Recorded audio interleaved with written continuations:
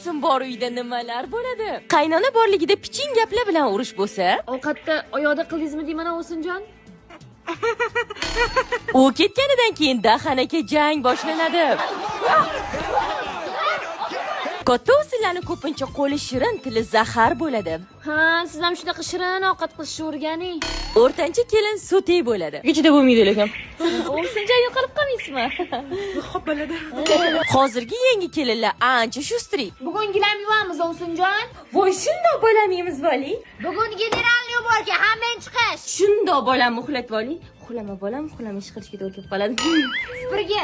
Bolam cho'miltirib vali. Yaxshi ham tug'ibdi, tug'maganda nimani bahona qilardi? Bu bo'lsa bizani qaynonamizni dumi hech ish qilmasa ham yaxshi ko'raveradilar. Chunki uni o'zlari tanlab kelin qilganlar. Bolang yig'lamasa u hammani bolasi, yig'lab qolsa u faqat sani bolang.